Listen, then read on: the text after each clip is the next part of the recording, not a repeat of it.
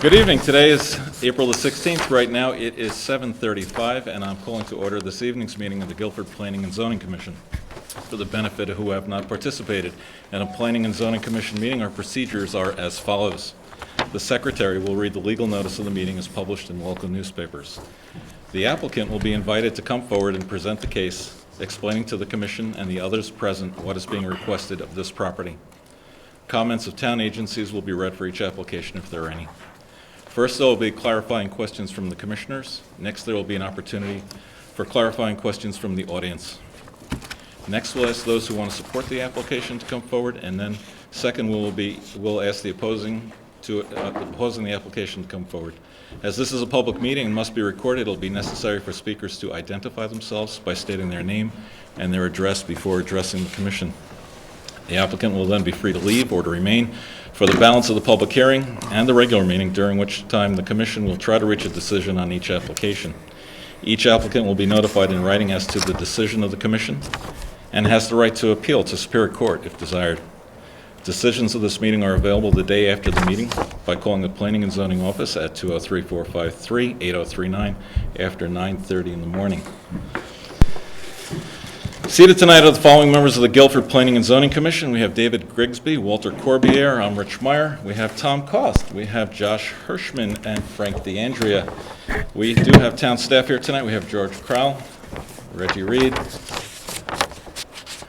and of course, Katie Arbuckle, who keeps the whole thing running.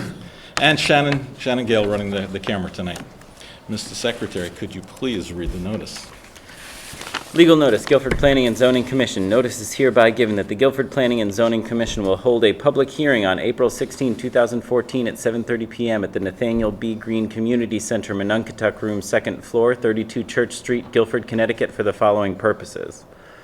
Number 1, McManus, Chris, 78 Seaside Avenue, map 29, lot 118, zone R3. Coastal Area Management Site Plan, demolition of existing home and replace with slightly smaller home, new septic system, section 273-91. Copies of these applications are available for inspection in the office of the Planning and Zoning Commission, Town Hall South, 50 Boston Street, Guilford, Connecticut. At this hearing, persons may attend and be heard, and written communications will be received. Dated at Guilford, Connecticut, this 27th day of March 2014. Richard Meyer, Chairman. Thank you, Mr. Secretary.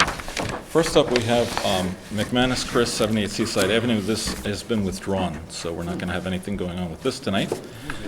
Next up, we have deliberation of public hearing items. Amity Construction, Benton's Knoll, Colonial Road, map 8, lot 24, R5, revision to special permit for installation of in-ground pools and surrounding paver patios. Mr. Chairman, I would ask that we put a motion on the table also to approve the revised agenda. Second. Thank you.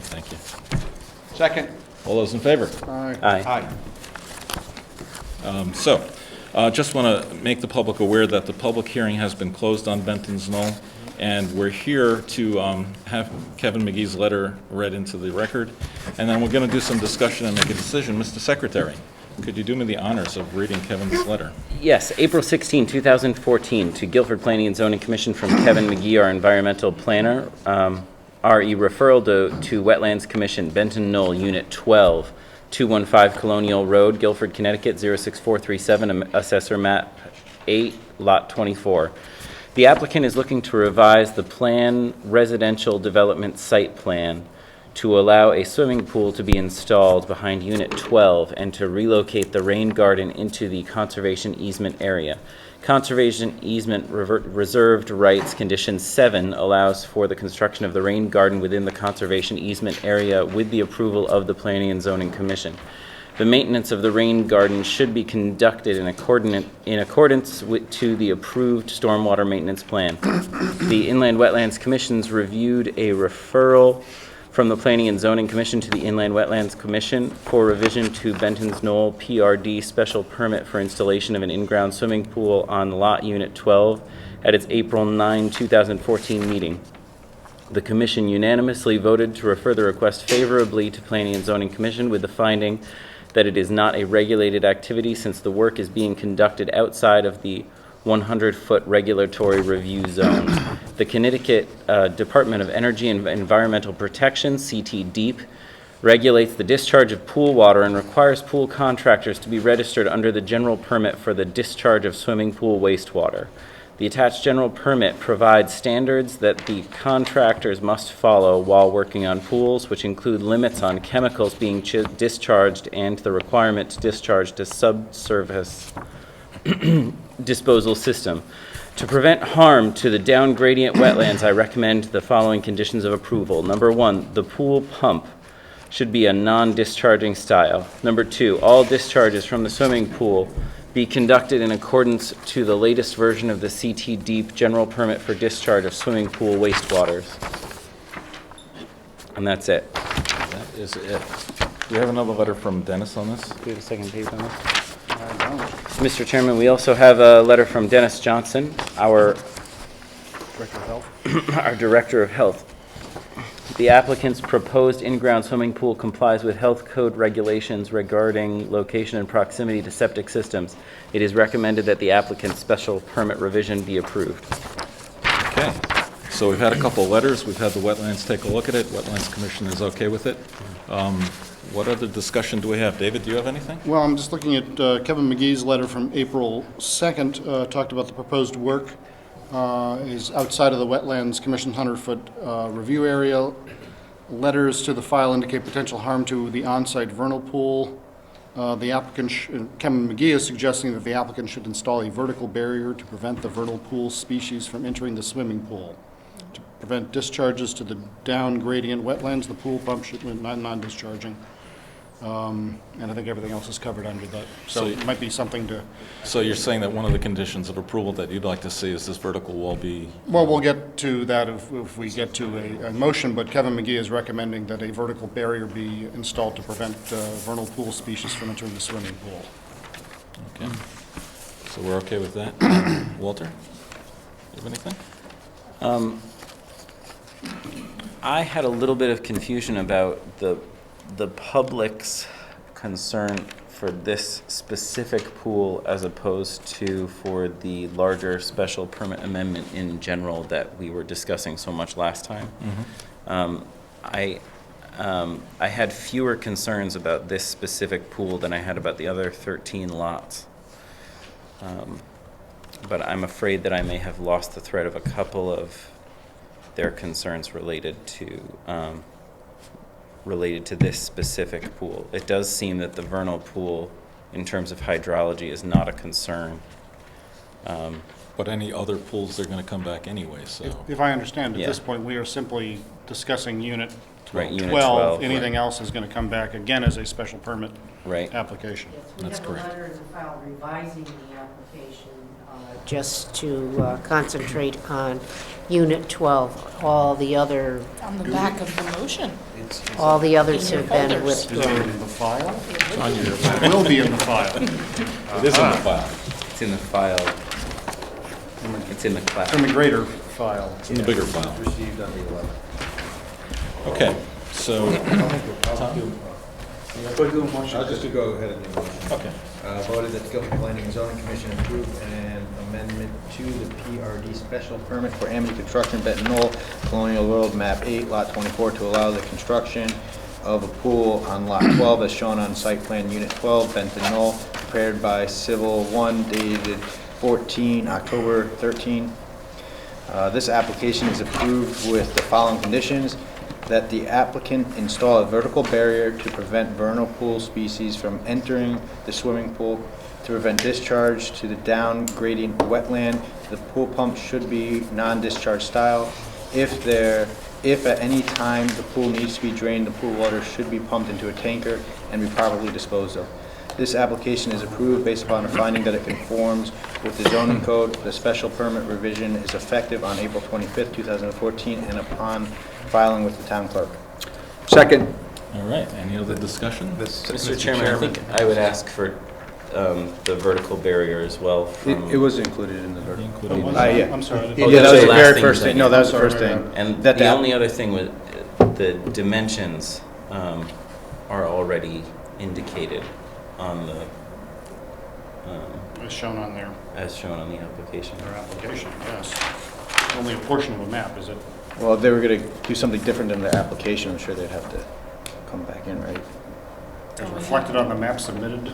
Yeah, that's the I think map. that's So I don't fair. think we need to have a Mr. commission. Chairman, quickly, just for the record, I do find the April 9th, 2014 letter from Avenue Construction that says, with respect to the above application pending before the commission, by this letter, we are revising our application to only reflect the in-ground swimming pool for Unit 12. No other units are under consideration at this time. So to the extent people have concerns for other units or other pools, that will be potentially be a topic of conversation in other applications. Good. And we haven't discussed the hot, yeah, go ahead, George. The Kevin's language in the April 16th memo about his recommended conditions of approval are slightly different than the way it was worded in the proposed motion. I would suggest that you amend that motion to incorporate the exact language he has in his April 16th So, memo. okay, so I will amend my motion to say the pool pump, the conditions will be that there be a vertical barrier to prevent vernal pool species from entering the swimming pool. The pool pump should be a non-discharge style. All discharges from the swimming pool be conducted in accordance of the latest versions of the CTDEP general permit for discharge of swimming pool wastewater. George, I does still that- second it. Does that cover? Those are the words that Kevin recommended. And we never discussed the hot tub between the pool and the house, really. There's a hot tub? There's the hot tub. There's a hot tub. The hot tub. We didn't discuss it at the public hearing. Do The they- applicant didn't talk It's about it either. It's on the plan, isn't it? It's on the It's on the plan. plan. It's here. Do we want to? Oops. I think the animals are going to want to get into the hot tub too.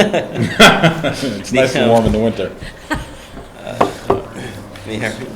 It's kind of, there's usually sitting Yeah, a little bit higher 2 than the feet pool high, 3 water. feet high. And it has a top on it most of the time. Right. Well, I would imagine any discharge and any other Should be the same. related I think matters. swimming pool water is probably, includes hot tub pool water. Well, any conditions related to the swimming pool would presumably also be related to the hot tub. Well, this is a You can't saltwater discharge. swimming pool. Well, you Oh, can't- yeah, you can't. Is it really? Wow. Yeah. Well, Maybe it's a we have saltwater two hot tub. choices here, barring the fact that the applicant didn't tell us a whole lot about this hot tub. You can't. Okay, so it's governed by, It's the same. So the same rules I'm apply. under the impression To that the pool and to the hot it's tub. all one system One of big water. unit. I can do that at once back on television. Big I was body sticking my water. finger in my mouth. Yeah. Yeah, it's- I was, this is specific, so I'm good. You're good? Yeah. We're all okay? Okay, we have a second, so all those in favor? Aye. Any opposed? Any abstaining? No. So this motion carries. Congratulations. Next up, we have, blah, blah, blah, blah, blah. Site plan, thank you. Oh, good, We- John is here. We have David Diartry, Guilford Institute, Griffin Hall, 120 North Fair Street, map 46, lot 75, zone C2. Site plan revision for a garbage and trash containment area. We need to receive it and take action. Motion to receive. Second. Okay, do we take a vote on that? It used to be Zone C2, now it's known as Zone... Yes, now we it's should known take a vote. as Okay, so all those in favor of receiving? I'm taking action, yes? Okay. And we have someone to present. We have another easel over here. Borrow ours. Yeah. Lots of easels. Three easels. This is for a trash containment system? Yeah, this is, he wants to put a garage in the corner of the lot. Oh, speak of that. But he's got all this stuff. You know, our Good reputation is evening, my name is John Matthews, I'm an architect with offices at 817 Boston Post Road in Madison. I'm here representing David Diatry, who's the developer of the former Shoreline Times parcel, which has been kicking around for quite a while. He started his project in 2002, I think it was. It's really moving along well now. One of the things that occurred in the extended development, at one point there was an extremely large duplex apartment. It was part of the addition to the stone building. It was just too large. It was like 3,500 square feet. So because it was on 2 levels, and this was a prior approval through this board, we actually cut off the lower level and made it a smaller one-bedroom unit. In the original design, all the units had garages. However, that unit does not have a garage. And Mr. Diatri's been trying to market that. One of the comments has been, I wish this had a garage. So what we're proposing is to add a 13 by 22 square foot detached garage located in this sort of southwest corner of the upper portion.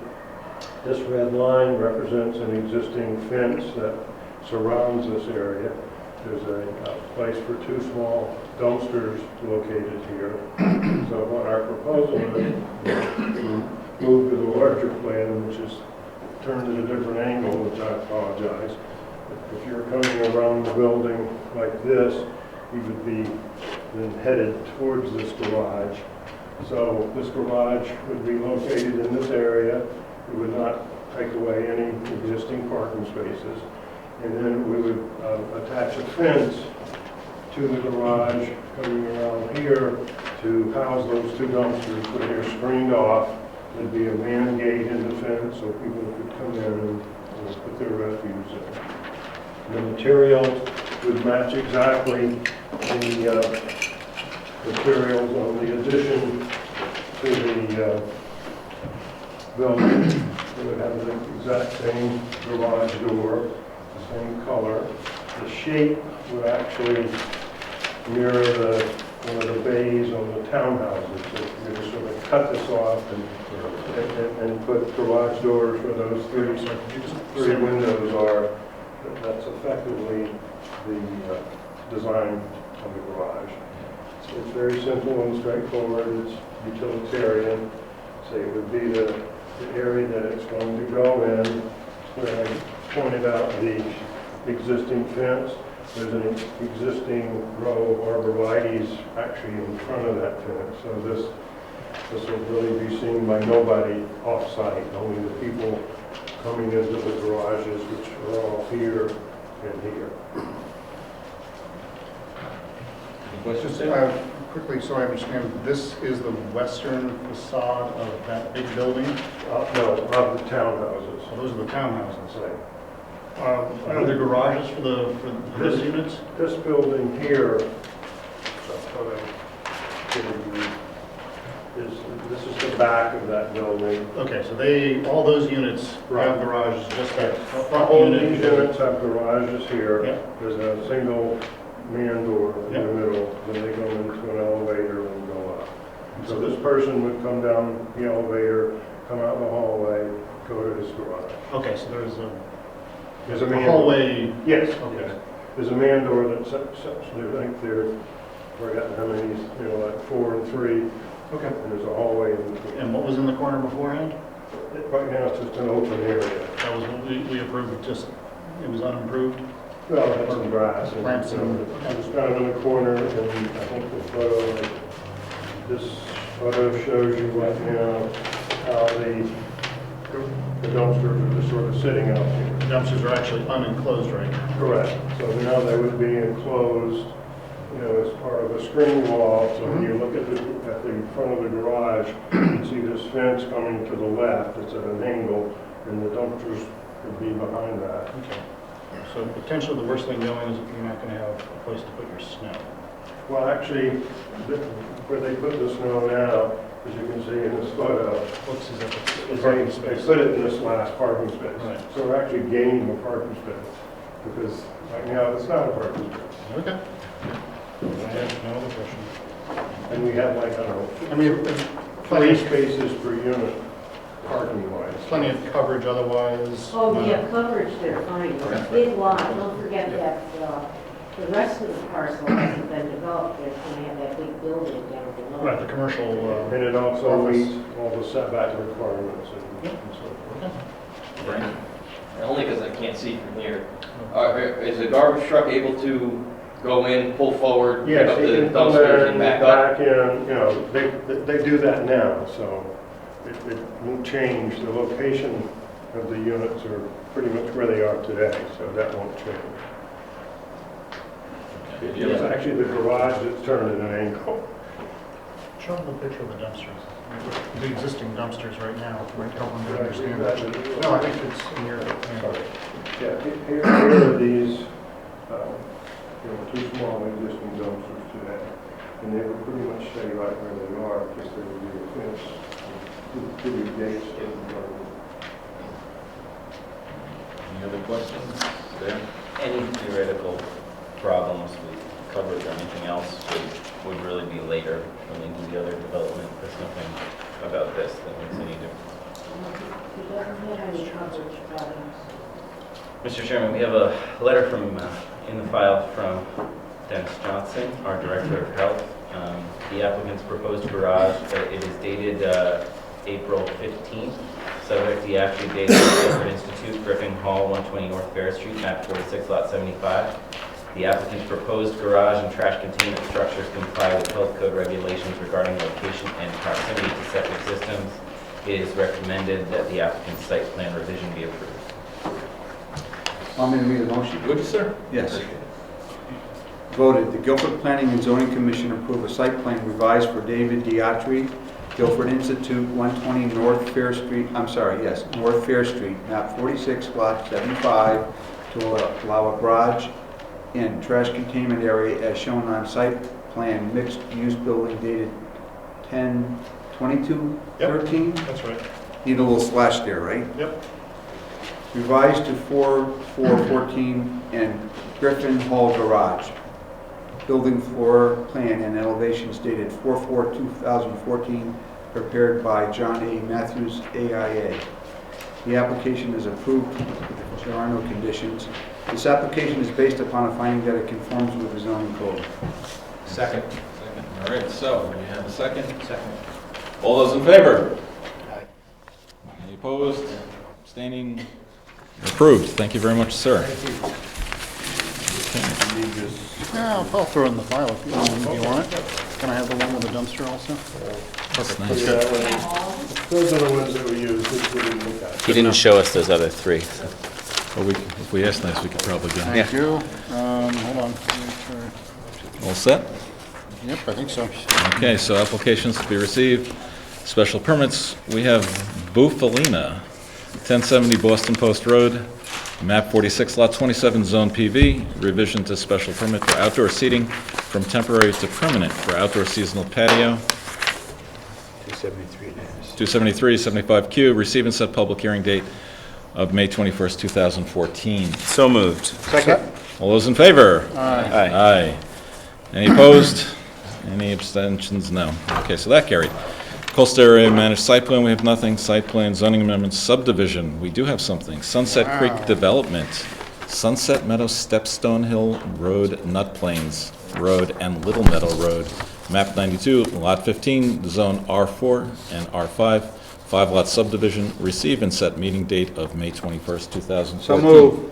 Second. All those in favor? Aye. Any opposed? Any abstentions? Nothing. Mr. Chairman, at this time, I'd like to mention there's a bill in the state legislature right now with restricting local planning and zoning commission's abilities to approve or disapprove of subdivisions, and it's not entirely clear to me all of the ramifications of that bill in its different forms, but I was wondering if we could ask George Kroll to mention it to us at our next meeting and possibly refer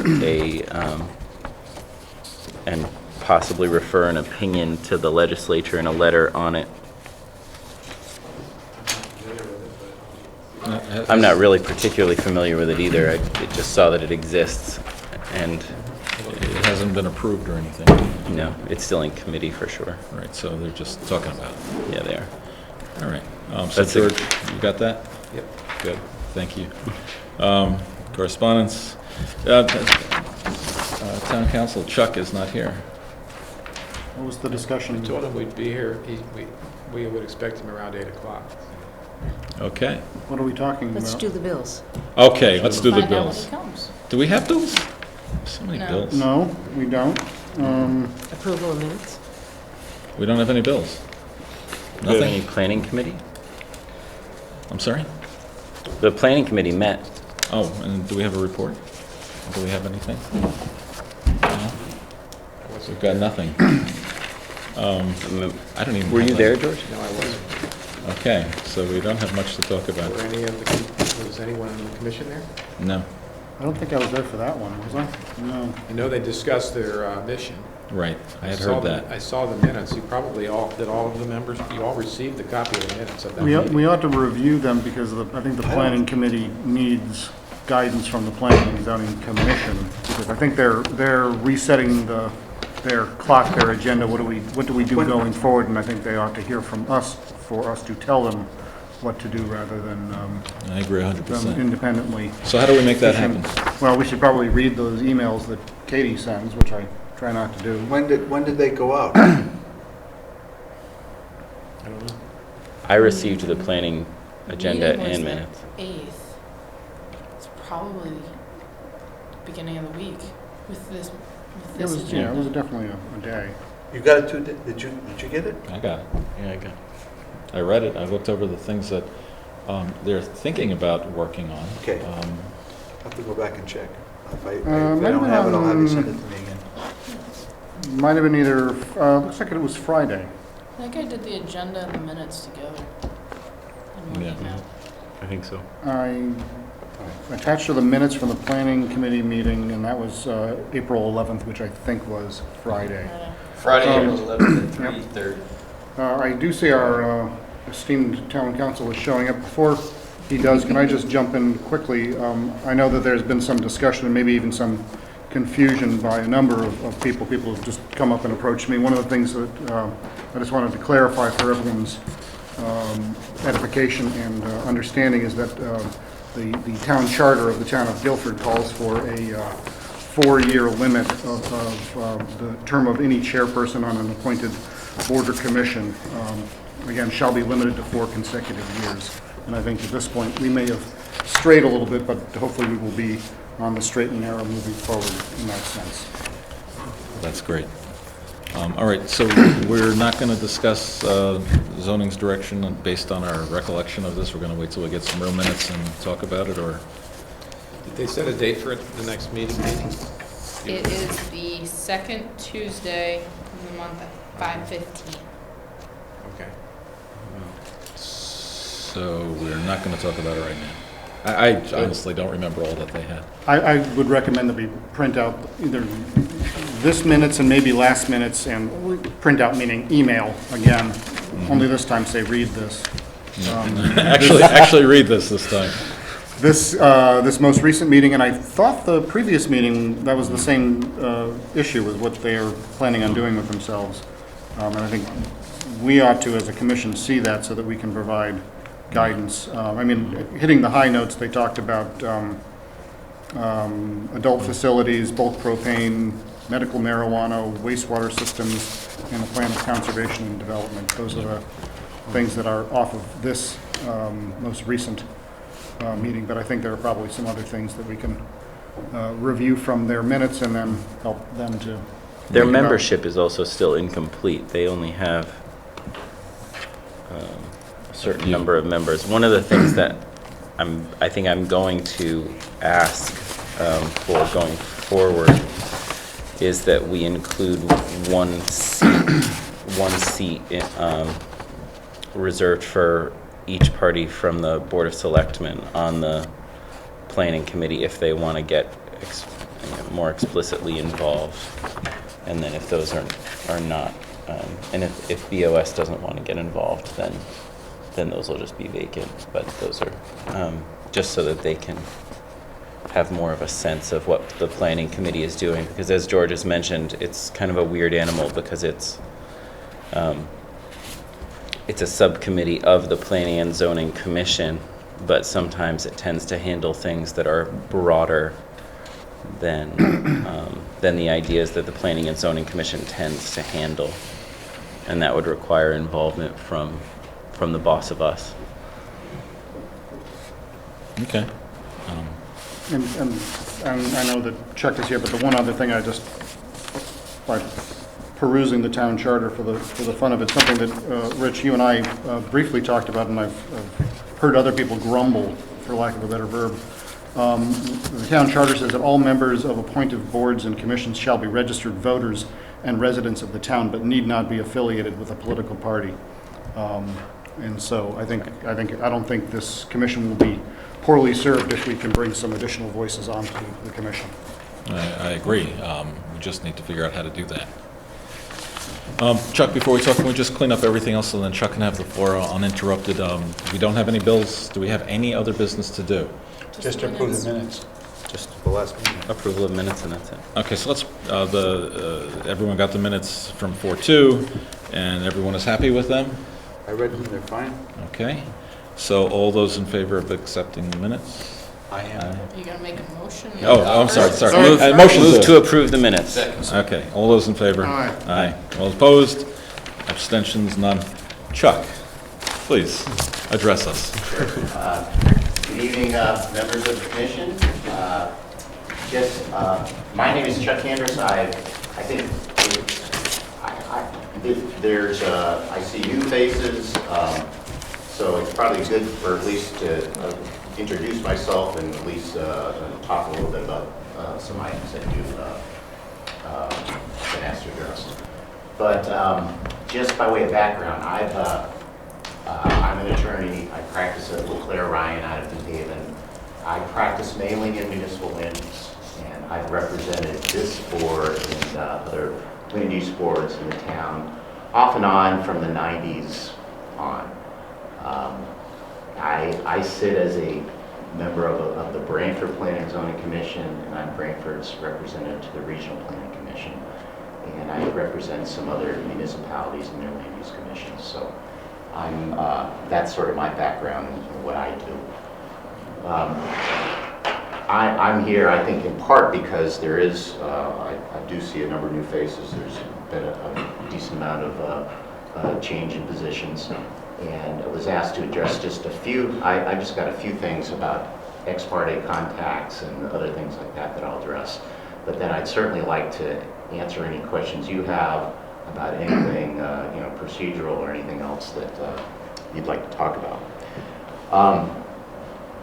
Just in general, you guys are the commission. You make the rules. You decide the applications. You do the policy. So the only reason a lawyer is here at all is really two reasons. One is you may have legal questions. You may have questions. What is the law on this? And that can come up in the course of any given application. Is there, what do we do with this? It could be a procedural, substantive question. So you can ask your lawyer, just like anyone can ask them to do that. The second reason that you have a lawyer is, frankly, is you're probably going to get sued, and you want to win. So my kind of goal is that, number one, you follow the law. Number two, if you're sued, you win. And I've handled the appeals, and they kind of go together. Hopefully, if you follow the law, you win. Right now, just to let you know, I think there's 3 outstanding appeals. One of them is the old, and some of you probably don't even know these things.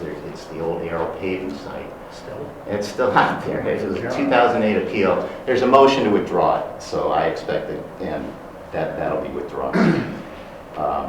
The second one is the first J.J. Sullivan, the J.J. Sullivan denial of the special permit for their site in town. That's sort of on hold right now. And the third one is the Coleman, the ice cream stand one up in North Guilford. So I don't want to, we can go into executive session at any point you want to talk about what's going on with those, but just to let you know, they're out there. One of them, I think, is being withdrawn.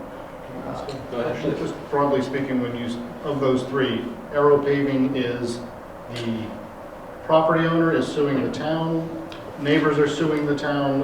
Again, just Sure. strictly, without. Yeah, no, I won't say anything. Facts on the ground, who's suing whom? Right. Arrow Paving was an approval by this board back in 2008 of a site plan on Whitfield Avenue. There was approval with certain conditions. The developer, the applicant developer, filed an appeal challenging 2 of the conditions.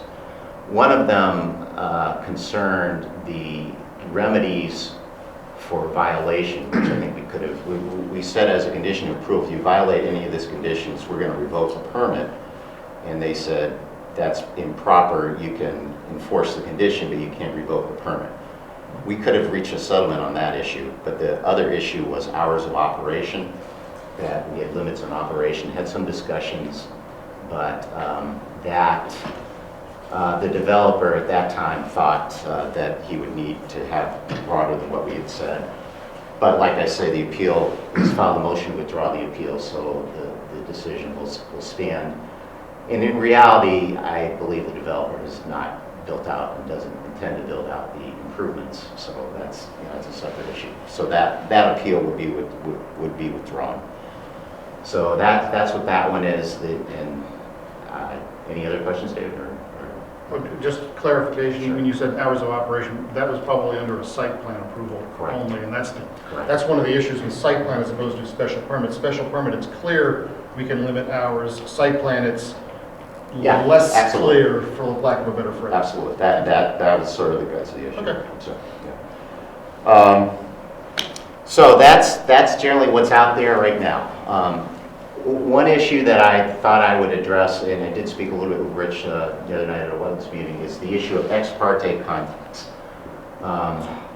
That is, ex parte contacts or ex parte communications outside the record of a proceeding, outside the proceedings before this commission.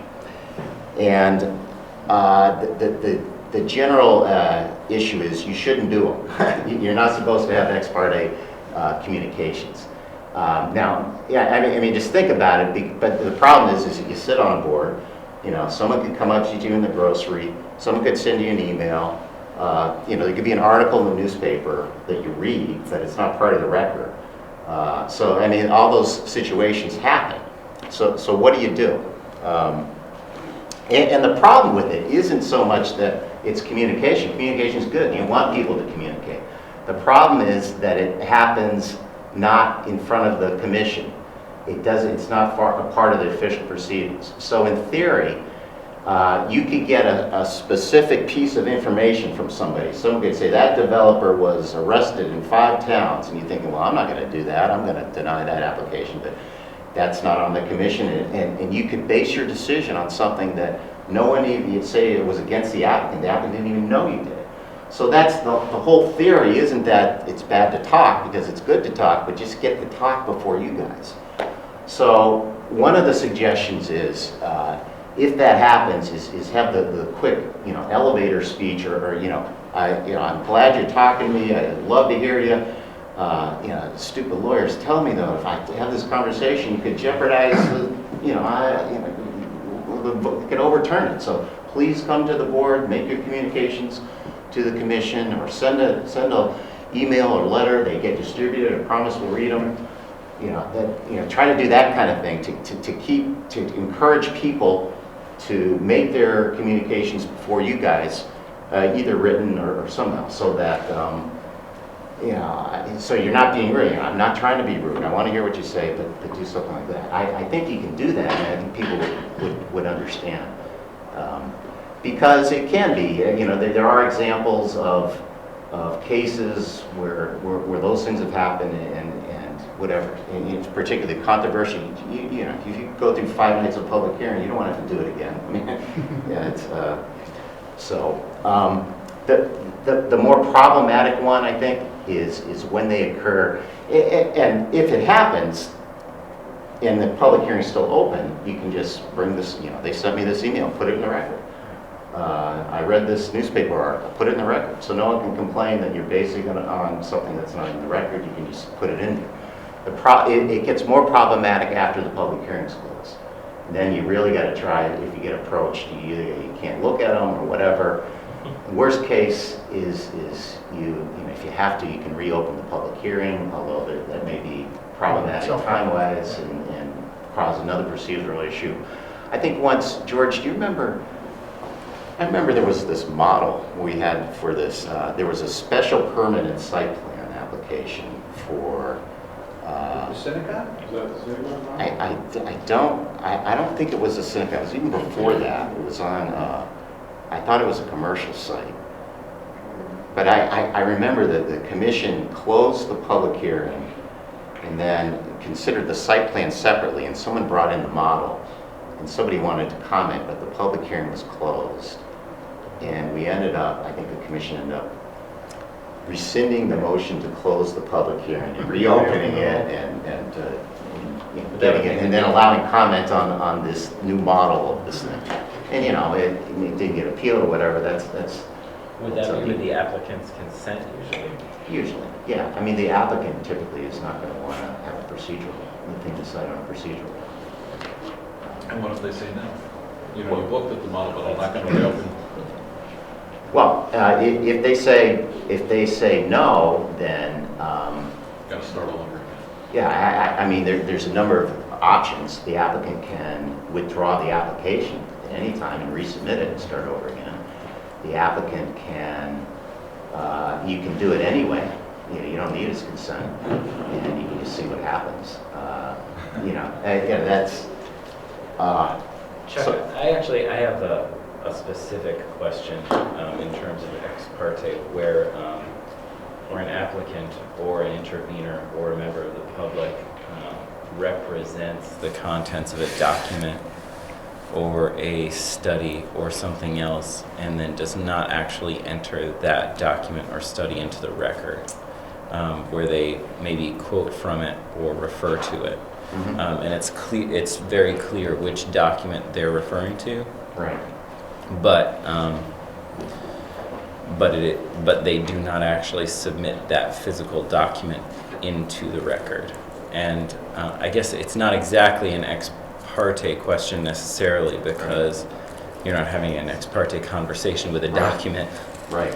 But is that document actually a part of the record if it's easily obtainable by the commission?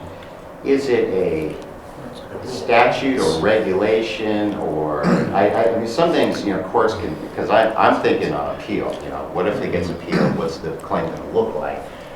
And sometimes the court will just take judicial notice of things like that. I've done it for things like the 2004 Stormwater Quality Manual or the Erosion Control Manual. For the big applications, I said, let's say that they're part of the record. I think Rather than literally submit them. yeah, I mean, Kevin did it, had him bring it to the hearing and say, this is part of the record, so, because we may want to refer to it. So do we stop them from saying something in the middle of a whatever and say, couldn't we please have what it is you're referring to? Yeah, what was it that there, was it a technical study or what was I'm it? actually, there is a document like that in an open application that has not been submitted, but also additionally, 13 months ago, the Federal Highway Administration study for distracted driving was referenced heavily for us. Sure. And upon review, it turned out that Federal Highway Administration study was not only not published, but had never been officially released. It had been leaked from a federal agency and was being utilized by the applicant to say that the Federal Highway Administration has said these things. Now, upon review, it became clear that that document didn't quite say the things that the applicant said, although it said many of the things that the applicant said. I mean, on balance, obviously they were choosing the best parts from it, which were accurate. Right. But additionally, it was not exactly a study per se. And the way that that was discovered was by downloading it after the public hearing was closed, before deliberations were closed. Right. Was that an ex parte act? No, on our part? I mean, that's the issue of consideration of evidence after the close of public, you know, that comes within the general category. And for something like that, I mean, obviously the best thing is. I'm doing this out of executive session just because it's such a clear, that's closed, and also just because it's it's something that'll keep coming up, you know. Right. No. I mean, you know, ideally, what you want to do is to get all that on the record before the hearing's closed. Right. I mean, you know, because. But in a it's great that universe they're all- where a certain study Right. didn't, what, Right. where are we? But it The- was, the it was general- heavily referenced Right, during. yeah. I think you, in that case, it sounds like it's a reference to a public document. It is a public That, you know, document. the legal question would be, is this something the court could take judicial notice of, or that the applicant was himself putting in the record and, you know, sort of implicitly assuming as part of your application so that there's no fault for the commission relying on the very document that the applicant, you know, purports to be quoting. or That's how relying it on as seemed well. to me at the time, but Right. I was very brand new, and I was just, you know, Right. charging forward randomly. Correct. Couldn't the chairman request, though, where you have a large document like that? For example, when we do a motion, we actually reference the documents that are being exhibited Mhm. in the motion for approval or denial. It would seem to me that if the chairman said, could you give us the particulars of this document, and the particulars of that document could be then put in the minutes, and they could say that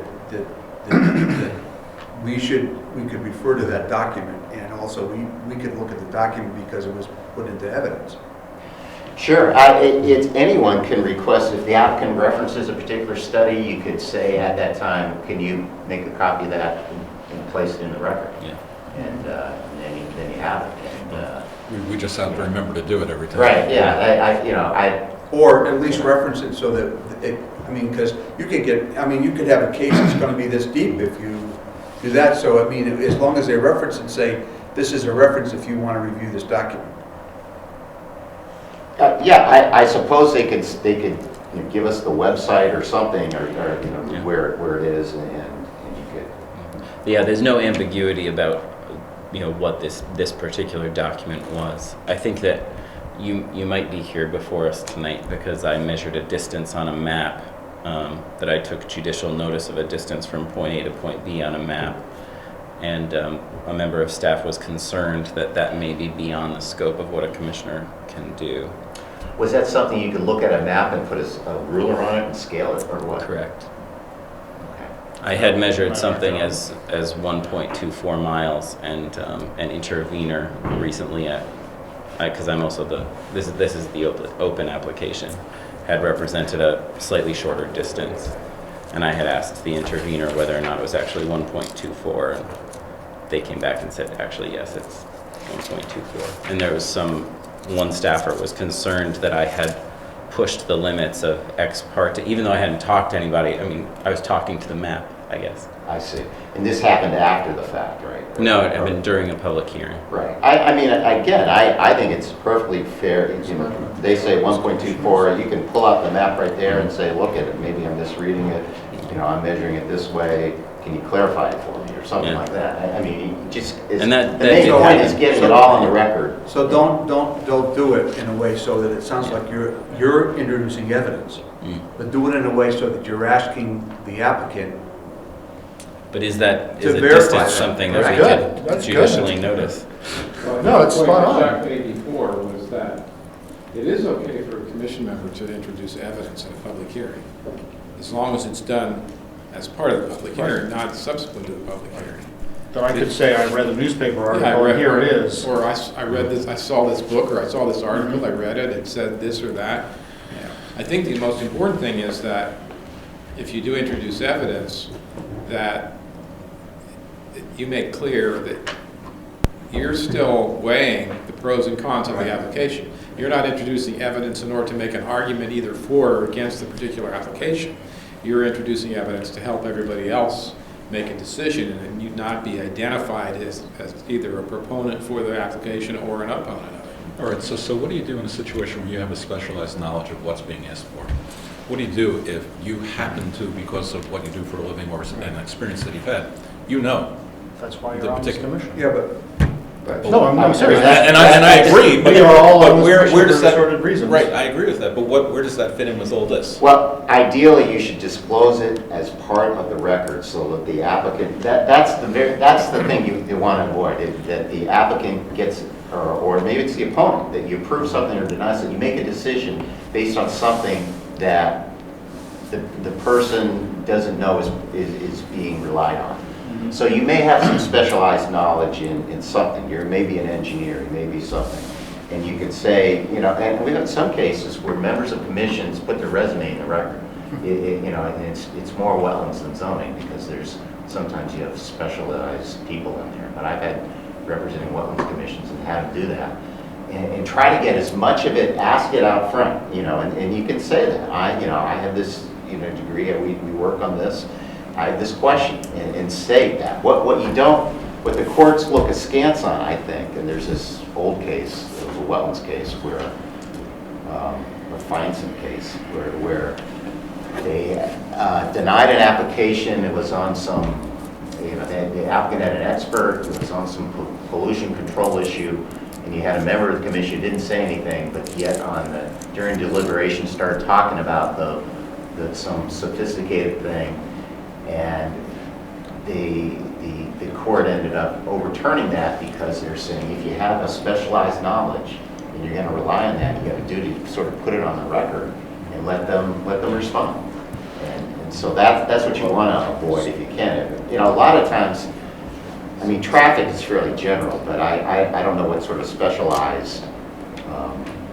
I'm thinking like expert engineering. But as part of the discussion last meeting, I think some people on the commission said, I have a pool, or I have experience with a pool. Right. And that was part of the public hearing, Sure. as opposed to if we had closed the public hearing and then commission members had said, well, I used to clean pools for a living or whatever. Right. In theory, that's a little dicier. It's better off if part of the public hearing to say, Absolutely. I have personal experience in this and I don't find it the same thing that you applicant are saying. Right. Okay. Right. Get it on the record. Timing wise also, sometimes people, you know, there's word on the street before an application is filed. It's not ex parte if somebody comes up to me in the grocery store and says, hey, I hear they're going to be putting a whatever down the block. The concern in theory is that you don't want to be talking about it saying, yeah, that's a terrible application, I'm going to vote against it, because now you've essentially said you're not of open mind, you already predetermined. But it's not ex parte technically if we don't have an application before us. It's just somebody saying they're going to put a fill in the blank down the road, and I think that's a terrible thing.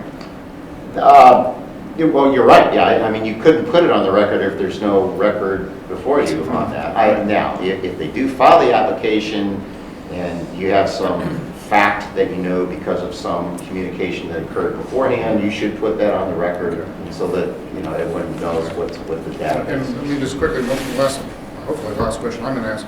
I'm on commissions and boards of other things, and every once in a while somebody says, there's an application in front of planning and zoning and we ought to take a stand. I always raise my hand and say, see ya, and I walk out the door. Great. Because I say it's in front of us or it's going to be in front of us, I don't want to be involved, and I make sure that the minutes show that I recused myself. That is the thing to do. Yes, that's Same as send your email to George Crowell, don't send it to me, or don't talk about it, I can't, you know, come to the meeting, we'd love to hear your input. Right. That's the other way of handling it. If you're on a commission, recuse yourself. Yeah, and what you're getting into, that's more, the other issues are, when do you disqualify or recuse yourself, what sort of conflict of interest sorts of things, and then what about predetermination, which you also mentioned, Dave. Those are sort of separate areas, and I could talk to you 2 minutes about those things if you'd like. The other thing too that I just want to mention, I think on this commission, and probably on the Wetlands Commission, there are legal people on both of those commissions, and I always have to remind myself that they're here as members of this commission, and not to give the commission a lot of legal advice. That's right. That the town has attorneys to do that, Right. and it's unfair to them and to them to be asking them, well, what do you think about this legally? Right. Shouldn't happen. No, I agree. They shouldn't have to, you know, you're setting the time to bill, you know. Thought about it. No. I'm a lawyer. I sit on my board. You know, I don't. I'm glad we have a town attorney and have delegate those issues to them. I mean, what it's helpful sometimes is just little things during the course of the hearing where you hear, you know that when you adopt a zoning amendment, the effective date has to be after the publication, so, you know, you alert that in the motion. And so, I mean, there's sort of ad hoc stuff you Can do that you can help, but if there's a big legal question, by all means, I wouldn't, sitting on a board, I wouldn't want to have that. I don't want to What take is you an for that, addition? that's where you got to turn. What is it? Thank you for telling us all about what an addition might be. Yeah, that was a lot of help, right? Well, we were stumped. Right, so was I. The other things we were mentioning, conflict of interest and disqualification, that can come up, you know, in any application. And there are statutes about it. The typical criteria, the words used in the statutes are if you have a personal or financial interest. And the personal interest is, you know, if your spouse is applying for something, you should probably disqualify yourself. Or, you know, a close family member, or a close friend or something, you should not sit on those type of applications. The financial one is where, you know, where you benefit financially from the application. There was one case, it was, again, this was a wetlands case, where the principals were saying, where a member of a Wetlands Commission was a road contractor. He hadn't made up any idea what he was going to do, but they approved the application and it involved roads. Later on, he put a bid in and got the job. And and he said that, hey, look, I didn't know if I was going to bid out on the time of the vote. And the court said, I believe you.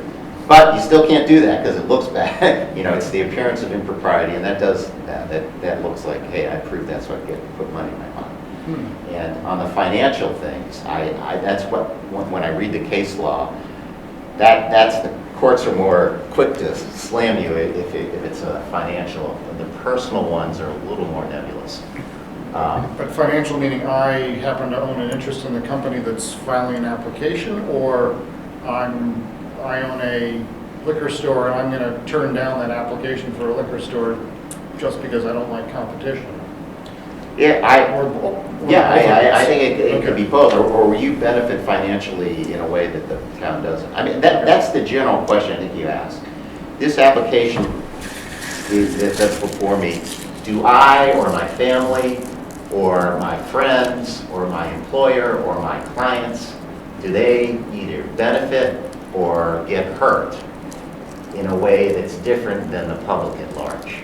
Because you could say, well, we benefit, but if your benefit is the same as everyone else in town, then that's not so much an issue. But if you or your family or whatever get an individual benefit, that's where you got to start asking the harder questions. All right, so I have a for instance. Let's say we form some subcommittee that might look into creating some sort of zoning somewhere in town, and they are realtors who would benefit during the sales process.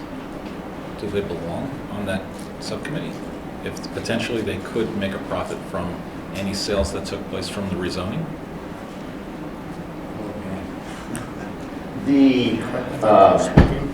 Hypothetically speaking. So should you have a realtor? I mean, you can have subcommittees review. I mean, in some ways you want people. But no one on the commission then. But subcommittees, that's fine.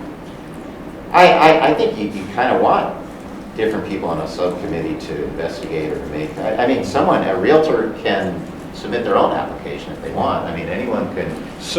Okay, that's all true. So they can be on subcommittees. What would you not? I guess it would be on a case-by-case basis. Any one of us could be a realtor and say, all right, you know what, you're going to be dealing with some. Well, no. I mean, a realtor really shouldn't sit here if we're going to deal with zoning issues, because potentially they could sway it to their favor, right? I think it depends on the application. There may be a specific zoning amendment that may help your business as a realtor that maybe you should disqualify yourself for. But someone may have a coastal site plan where I don't, you know, I think it would be a real stretch to say. I don't know. The question is, should you have realtors on your commission? Maybe there's more potential conflicts than most. Well, I'm thinking about what you said about the look of impropriety.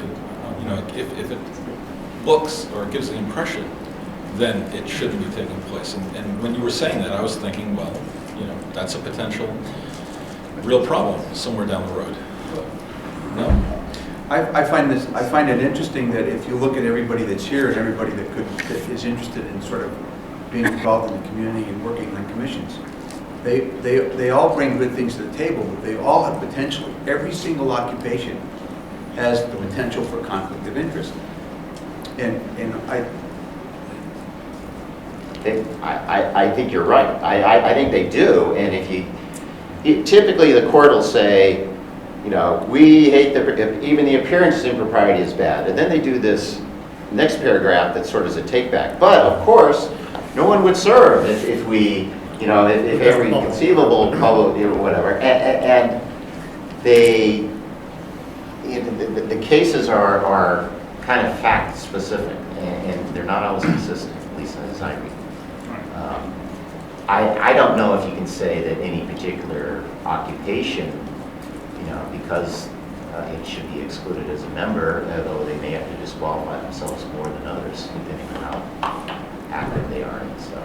I have one that's a little bit practical that I think I know the answer to, but since we have you here, I just want to, commissions conflicting with each other. We don't really concern ourselves with that very much.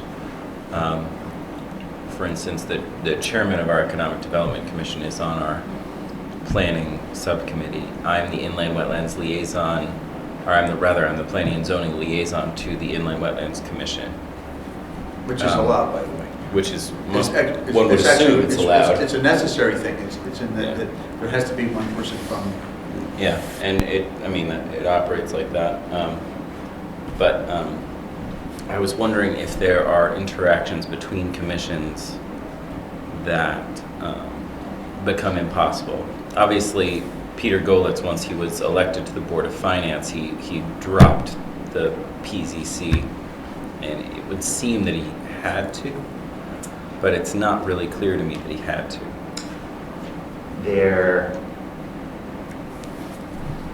I think that's not the conflict of interest, but there may be other charter or statutory provisions which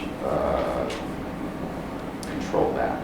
But you're right. I don't know if you could say that's a personal or I don't think that comes in within the zoning conflict of interest, but there may be something that governs the Board of Finance or other, just something in the charter. I don't know, but that's because at FEMA I could not be involved with Guilford's public assistance applications because I served on this board. The fact that I lived in Guilford didn't make any difference at all until I was on the PCC. But that was a FEMA rule, not a municipal rule particularly. Right. Yeah, that I've known that. I bet has occurred where members have served. I think there was a ZBA. Someone who was the chair of the ZBA and he got the Board of Finance. Was off ZBA. I think that's but people just do that. that. Charter thing. You can't, that maybe. if you're an elected charter. office, you can't serve as an appointed commission also. Right. Yeah. Because from a practical standpoint, from a FEMA standpoint, my opinion about the town's application changed not at all. Right. From my service on PZC, but functionally it was still just. In terms of interaction with other agencies, you remember, I think we didn't go through it, but we threatened to sue the Zoning Board of Appeals, the Planning and Zoning Commission. We did. Somebody sued somebody. Yeah, no, there were both. There was and Reggie, you were involved in the Reggie. in the camp. Had to do with a flag, I think. Flag, didn't it? Irish Yeah, flag. the old Irish flag. Yeah, the Irish Yeah. flag. And you had a coastal site plan out of Bishop's. Two or ZBA, and that's not untypical. If you do case laws, PZZ versus ZBA, they've gone both ways. I mean, ZBAs have sued because you can adopt a zoning regulation that restricts the right to grant variances or what variances because there's some statutory authority to limit that, and some commissions have done a lot of limiting, and the ZBA says you can't do that, and they've sued and they've won a couple of times. And the other time is well, you had you had two here. One was the Irish flag, where I think they granted a variance, and there was some principled opposition, so took an appeal. Right. You took Right, took because opposition. we thought, Right. That wasn't the commission, that was Reggie. That's right. No, I mean, think about it. You guys make the rules, the ZBA breaks them. I mean, that's what you do. You go to the Yeah, but that's ZBA, the you don't want to design, go. So there's sort of this inherent conflict of them not liking, but on the other hand, there's a nodding and winking saying, please get a grant variance. I mean, that's, but you can see where there's tension, particularly between the planning zone and ZBA. It happens sometimes when I think of what Madison used to be before they amended their regulations. Everything south of 95 in Madison it was like acre zoning. It was ridiculous. So every time you change a doorknob, you got to get a variance. What that means is that the real zoning in town is done by the ZBA, because you can't go before you have to get a variance to do anything. And so that, and actually how the town, shaping how the town looked was the zoning board of appeals, which really isn't designed to be. So the zoning commission, I think, properly amended their regulations to acknowledge, yeah, we have a bunch of undersized lots and downsize the zoning, which, properly acknowledged it. And I think by doing that, they got more control over the actual development that happens. So. Any other questions? No? Guys, any questions? All right. Thank you. We appreciate your input. Thanks a lot. Move we adjourn? Second. We have a motion to adjourn. All those in favor? Aye. Opposed? Abstained? Thank you, guys.